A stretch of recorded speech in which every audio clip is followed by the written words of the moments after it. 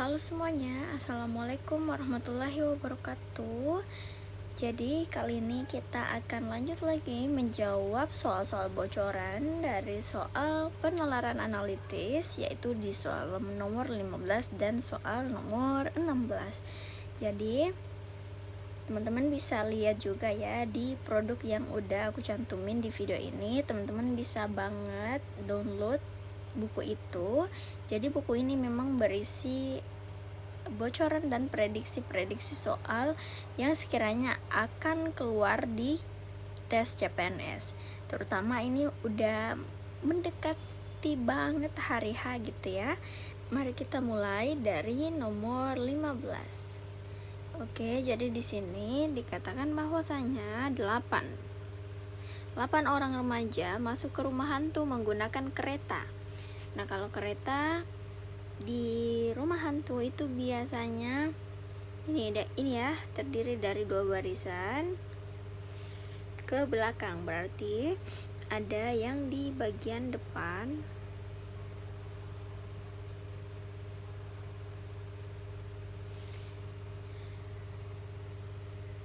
kita tulis ini kita seperti ini 8 ya.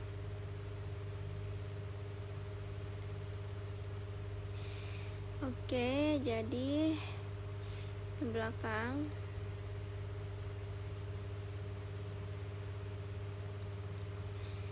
Rita yang penakut meminta posisi duduk yang bisa bergandengan tangan dengan Susi dan diapit oleh Budi dan Andi yang berada di depan dan belakangnya. Justru Maya dan Dani paling senang kalau berada di depan barisan. Nah, kita bisa tulis ini dulu, Maya dan Dani sebagai patokan ya teman-teman. Kita tulis bentaran dah ya. Sini Maya, sini Dani.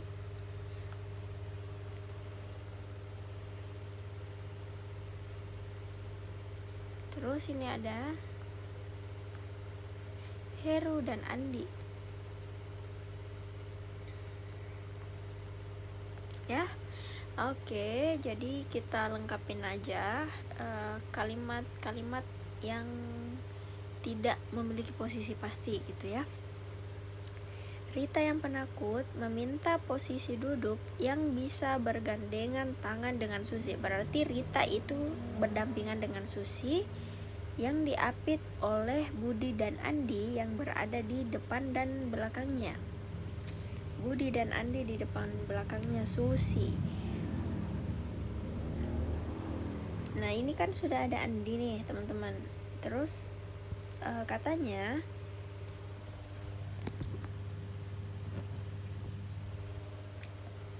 Susi ini diapit oleh si Budi dan Andi. Berarti Susi yang di sini, Andi di sini, berarti Budi yang di sini. Nah, Susi ini bergandengan tangan dengan si Rita. Berarti berdampingan ya. Terus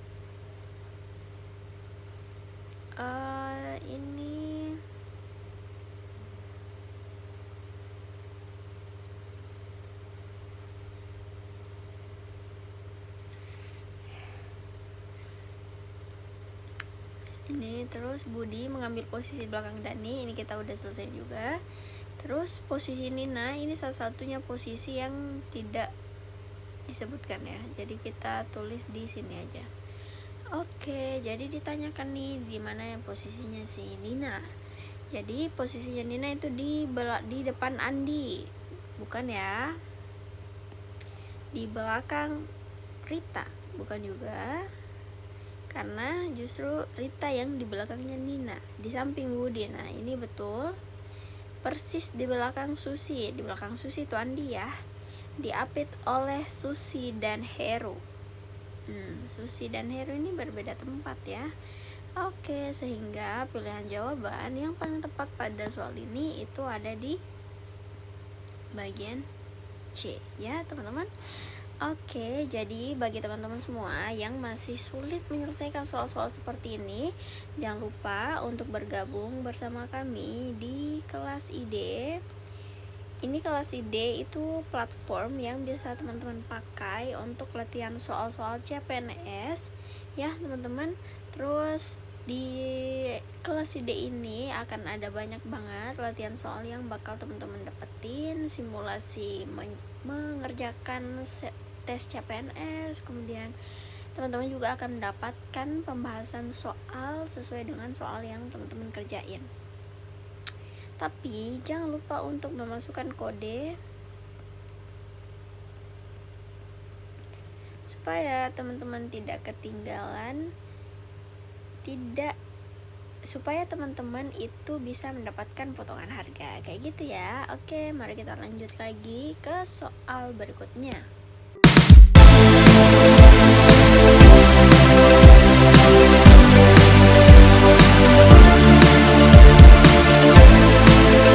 Masih bingung ngerjain tugas mendadak? Tuntaskan tugas kamu bersama Amanah Store. Mari kita lanjut di soal nomor 16. Oke, teman-teman semua. Jadi di sini dikatakan bahwasanya sebuah restoran memiliki 5 juru masak. Oke, ada 5 ya. Terus setiap juru masak memiliki keahlian pada 1 masakan Asia dan 1 masakan Eropa.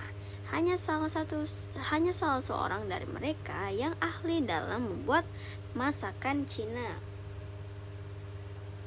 Oke, terus berarti di sini keahlian tiap orang itu hanya 2 gitu ya. Ada di masakan Asia dan ada di masakan Eropa. Berarti kita tulis dulu, tandai dulu nama-namanya. Sini ada Ita, Amri, Eni, Juni, Septi. 1, 2, 3, 4, 5. Oke, kita tulis dulu. Ita, Amri, Juni, Eni, dan Septi. Jadi di sini totalnya ada 5 orang gitu ya teman-teman. Terus keahlian masakannya hanya salah seorang dari mereka. Oke, di sini ada Italia,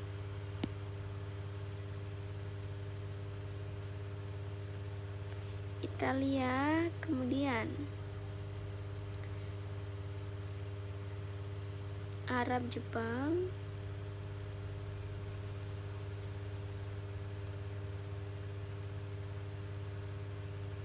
Spanyol, Arab, Prancis. Oke, jadi di sini ada 6 jenis masakan ya, teman-teman. Oke, jadi kita mulai.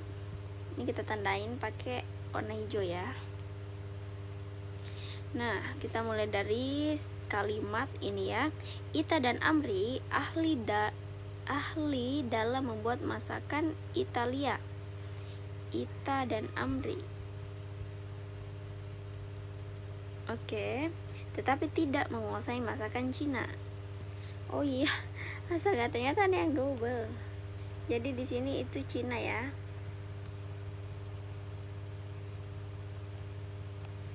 Oke.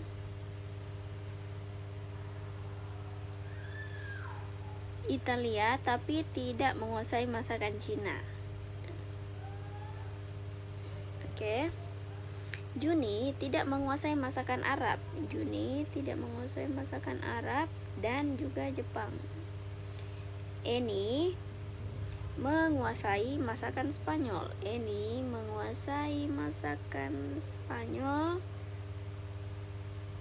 Dan Amri menguasai masakan Arab. Nah, berarti kita udah tahu nih, si Amri itu sudah selesai ya, artinya sudah ada 2 keahlian masaknya yang udah kita ketahui. Terus lanjut lagi, Juni dan Septi ahli masakan Prancis. Juni dan Septi. Oke, terus lanjut lagi. tetapi tidak menguasai masakan Arab. Kita di Juni sudah tidak menguasai masakan Arab. Ini menguasai Spanyol, dan Amri menguasai masakan Arab. Oke, udah tertulis. Juni dan Septi ahli masakan Prancis, tetapi tidak menguasai masakan Arab. Oke.